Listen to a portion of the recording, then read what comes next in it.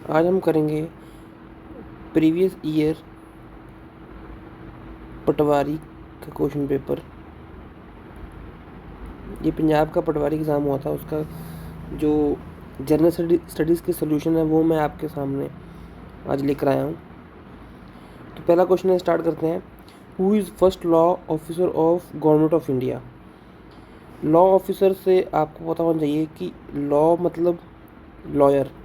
तो लॉयर से यहाँ पे आपको पता होना चाहिए कि सबसे जो फर्स्ट लॉ ऑफिसर होता है वो अटॉर्नी जनरल ऑफ इंडिया होता है, AGI, जो कि सरकारी वकील होता है। सेंटर की सरकार का जो वकील होता है वो होता है first law officer of government of India. ये आर्टिकल 76 हमारे कॉन्स्टिट्यूशन में मेंशन्ड है। अगले क्वेश्चन पे आते हैं। Which of the following is not a major greenhouse gas? ये क्वेश्चन थोड़ा कन्फ्यूजिंग था, जैसे कि सारी ही ग्रीन हाउस गैसेज हैं, लेकिन उसने क्या पूछा है, which of the following is not a major greenhouse gas, मतलब कि इनमें से जो मेजर ग्रीन हाउस गैस नहीं है। तो जो हमें पता है कार्बन डाइऑक्साइड, CO2, ये तो मेजर है, क्योंकि सबसे ज़्यादा जो रोल प्ले करती है CO2 ही करती है। मीथेन जो है वो 17% अपना रोल प्ले करती है, तो ये भी एक तरह की मेजर ही हो गई, CH4। वाटर वेपर H2O, ये अबंडेंट ग्रीन हाउस गैस है, लेकिन मेजर रोल प्ले करती है कि नहीं करती देखते हैं हम। ओजोन जो है, ओजोन और इनमें से बच्चों को कन्फ्यूज़न हुआ होगा, तो इसका आंसर मैं बता दूंगा आपको, ये इसका आंसर है ओजोन।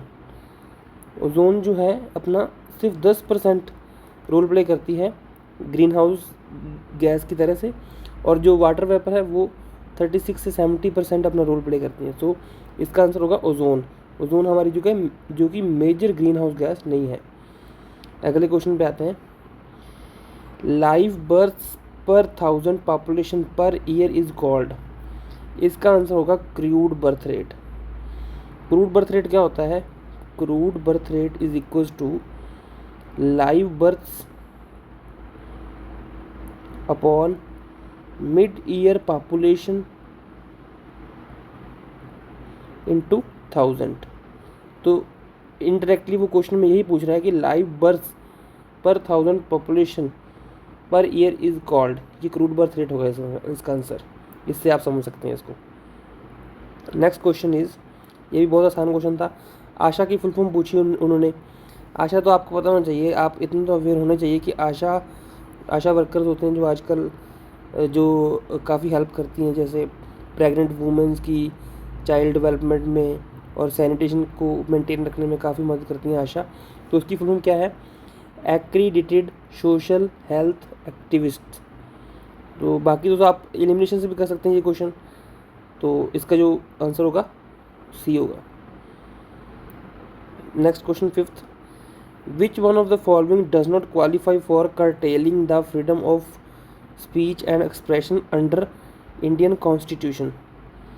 ये कह रहा है कि जो हमारा freedom of speech and expression है आर्टिकल 19 में, वो उसके दायरे में कौन सी चीज़ नहीं आती इनमें से देखो आप, अगर हमें कोर्ट का कंटेप्ट करने की भी फ्रीडम मिल जाए तो हर बंदा कोर्ट की कंटेप्ट करेगा। तो इसका आंसर मेरे ख्याल से तो D होना चाहिए, कि जो आर्टिकल 19 है वो हमें इस चीज़ की फ्रीडम नहीं देता। ठीक है, तो इसका आंसर जो most probably contempt of court ही होगा।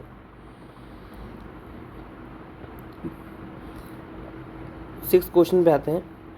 When is International Yoga Day celebrated? ये तो आपको डेज़ याद रखने पड़ेंगे, जो मेन डेज़ हैं। जैसे कि मैं आपको 2-3 बता देता हूँ। 2 फ़ेब को क्या होता है? वेटलैंड डे होता है।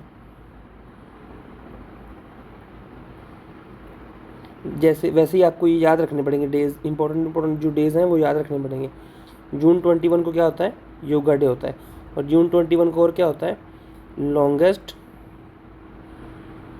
डे, मतलब जो दिन है, दिन की लंबाई बहुत ज़्यादा होती है, इसमें सबसे लंबा दिन होता है 21 जून का। तो ये याद रख सकते हैं आप इस तरीके से, योगा डे भी होता है ये।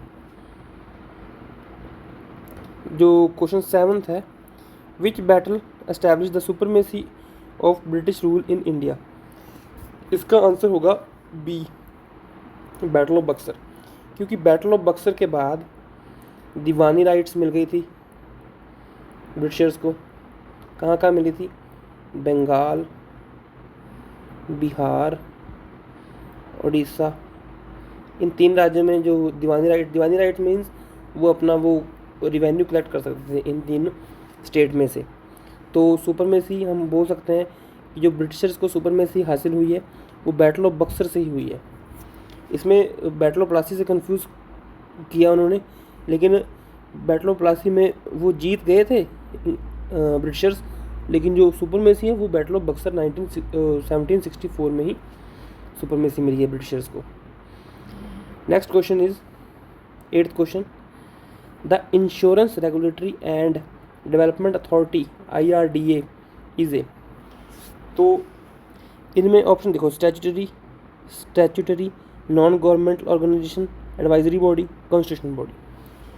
मैं आपको बता दूं जो स्टैट्यूटरी बॉडीज़ होती हैं वो किसी एक्ट से आती हैं। पार्लियामेंट जो एक्ट पास करता है उसके द्वारा कोई भी बॉडी आए तो उनको बोलता है स्टैट्यूटरी बॉडी। तो इसका आंसर भी ए है, ये एक स्टैट्यूटरी बॉडी है। IRDA is A statutory body. Constitutional body नहीं है, क्योंकि कॉन्स्टिट्यूशन में इसका जिक्र होता तो ये कॉन्स्टिट्यूशनल बॉडी होती।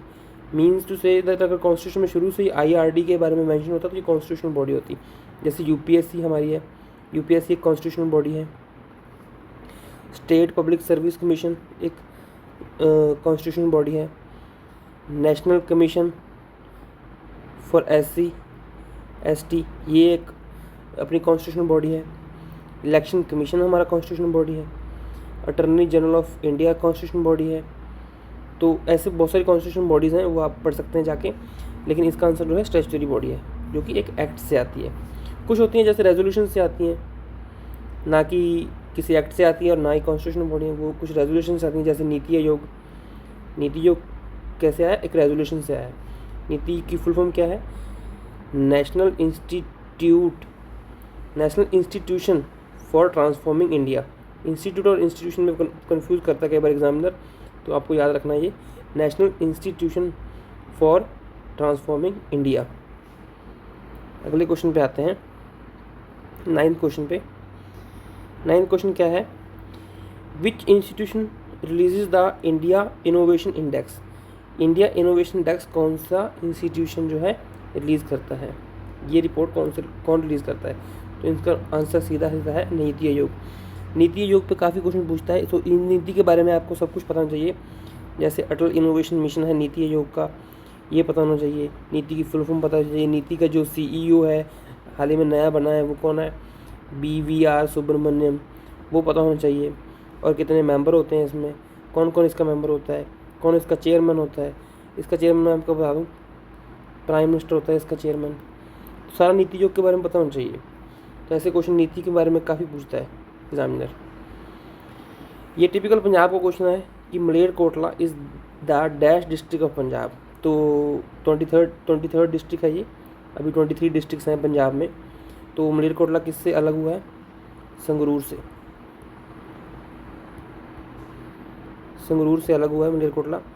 तो Malerkotla is 23rd district of Punjab. 11th question देखते हैं,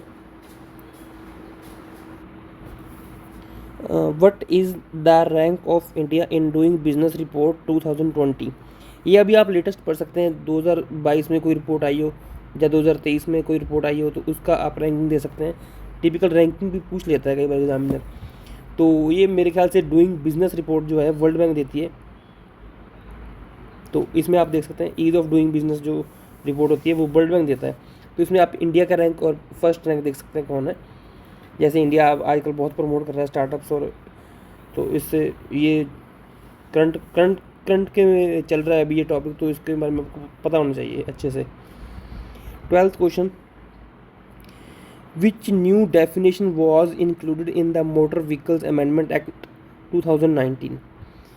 2019 में मोटर व्हीकल अमेंडमेंट एक्ट आया था, उसमें कोई नई डेफिनेशन ऐड हुई है, वो कौन सी है वो आपको बताना है कमेंट्स में। ये क्वेश्चन आपके लिए होमवर्क है, तो आप ये क्वेश्चन बताना है मुझे कमेंट्स में, ठीक है। विद एक्सप्लेनेशन बता दो तो बहुत अच्छा है। 13th क्वेश्चन पे आते हैं, in India collegium system was first introduced in relation to. Collegium system बहुत ही खबरों में चलता है आजकल, तो इसके बारे में पता होना चाहिए आपको। कोलिजियम सिस्टम जो जुडिशरी के लिए हमने इंट्रोड्यूस किया था। कोलिजियम सिस्टम जो हमारी जजेस अपॉइंट करता है सुप्रीम कोर्ट के, हाई कोर्ट के। तो वो कोलिजियम जजेस के केसेस हुए थे, 4 केस हुए हैं, जज केस 4 हुए हैं जिसने कोलिजियम डिसाइड किया है। तो ये कोलिजियम सिस्टम जुडिशरी के लिए ही इंट्रोड्यूस हुआ था।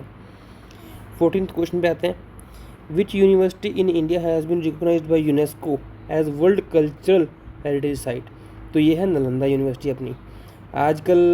आज ये बिहार में आती है ये यूनिवर्सिटी। ये बहुत ही महत्वपूर्ण यूनिवर्सिटी थी एंशियंट टाइम्स की। यहाँ पे कहा जाता है कि बहुत सारी बुक्स थी जो कि मुगल्स ने और मुस्लिम ने जला दी जब उन्होंने इन्वेड किया था। तो ये बहुत ही इंपॉर्टेंट यूनिवर्सिटी होती है एग्ज़ाम पॉइंट ऑफ व्यू से। नालंदा यूनिवर्सिटी काफ़ी बाहर से भी आते थे यहाँ पे पढ़ने के लिए।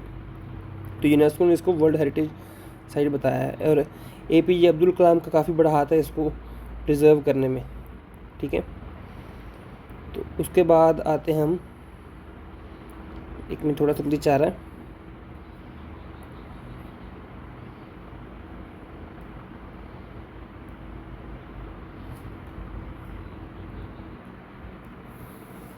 आगे चलते हैं 15th क्वेश्चन पे, which of the following pairs state date of formation is correctly matched.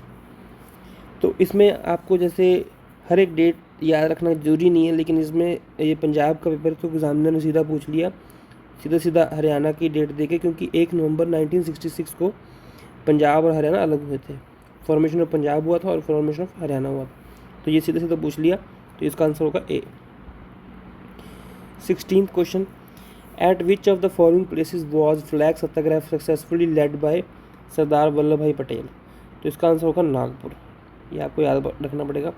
वहाँ पे सरदार वल्लभ भाई पटेल ने जो कि इंडियन फ्लैग लहराया था 1923 में, ये सत्याग्रह किया था सरदार वल्लभ भाई पटेल ने।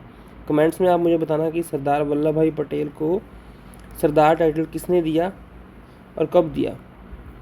ठीक है, सरदार वल्लभ भाई पटेल ने ही बोला था ऑल इंडिया सर्विसेज को steel frame of India, steel frame of India. 17th question, which of the following is a military alliance. Military alliance इनमें से कौन सा है। ईशियान जो है इसकी फुल फॉर्म बताओ आप कमेंट्स में, नाफ्ता की फुल फॉर्म बताओ, EEC की बताओ। इसका आंसर होगा नाटो। नाटो क्या है, North Atlantic Treaty Organisation, North Atlantic Treaty Organisation. ये एक मिलिट्री अलायंस है। इसमें काफ़ी देशों की जो मिलिट्री प्रैक्टिसेस होती हैं। तो ये देश एक संगठन है, जब मतलब कोई भी उन नेशंस पे अटैक करेगा तो ये समझते हैं कि वो सब नेशंस पे अटैक है, तो ये एकजुट होकर काम करते हैं वहाँ पे। इसके 30 मेंबर हैं। अभी काफ़ी चल रहा है ये न्यूज़ में, क्योंकि यूक्रेन वार की वजह से। तो आपको ये पता होना चाहिए आपको इसके बारे में। ठीक है, तो आगे हम चलते हैं 18th क्वेश्चन पे। 18th क्वेश्चन क्या है, which airport has become world's first airport to completely operate on solar power. थोड़ा सा एडजस्ट कर लीजिए, PDF थोड़ी ऐसी बनी है। इसका आंसर है कोची एयरपोर्ट। कोची कहाँ है, केरला में। केरला के एक एयरपोर्ट है जो कि संपूर्ण रूप से सोलर पावर पे चल रहा है आजकल। तो इन्होंने एक इनिशिएटिव लिया है कि एग्रीकल्चर प्लस सोलर दोनों चला रहे हैं साथ साथ। जैसे सोलर पैनल लगे हुए हैं, साथ साथ एग्रीकल्चर भी वहाँ पे होता है। उसी जो लैंड एरिया है वहाँ पे एग्रीकल्चर भी ये करते हैं साथ साथ में। ठीक है, तो इसका आंसर होगा कोची एयरपोर्ट, केरला। आगे आ जाते हैं 19th क्वेश्चन पे। The versatile Bollywood actor Irrfan Khan who passed away in 2020 had won national award for which movie. बहुत ही अच्छे एक्टर थे इरफान खान, तो वो अभी पास्ड अवे हो गए हैं। तो उनका जो नेशनल अवार्ड किस मूवी के लिए जीता था उन्होंने, पान सिंह तोमर के लिए। इसका आंसर है पान सिंह तोमर। वैसे आप ये अब रेलेवेंट नहीं रहता क्योंकि ये पास्ट का क्वेश्चन हो गया। अब आप नए स्पोर्ट्स के रिलेटेड और सिनेमा थिएटर के रिलेटेड जो अवार्ड्स वगैरह हैं वो अब अच्छे से पढ़ लें। 20th क्वेश्चन है, where the Winter Olympic game 2022 will be organise. Sports के आप देख सकते हैं 1 से 2 क्वेश्चन पूछते हैं तो स्पोर्ट्स के आपको अच्छे से पता होना चाहिए इस बार। जैसे टेनिस को जो होते हैं विंबलडन, ऑस्ट्रेलियन ओपन और फ्रेंच ओपन, ये सारे इनके विनर्स पता होने चाहिए। जैसे ऑस्ट्रेलियन ओपन जो हुआ है इस बार 2023 में, उसका जो जोकोविक है विनर। तो ये सारे आप पढ़ के जाएँ अच्छे से, ठीक है। उस समय इसका आंसर था बीजिंग, चाइना में होने थे विंटर ओलंपिक गेम्स। तो इसी के साथ हमारा जो जीएस का पोर्शन ख़त्म होता है। आगे लेके आएंगे कोई नई वीडियो मैथ्स और या कंप्यूटर या किसी और सब्जेक्ट पे। Thank you.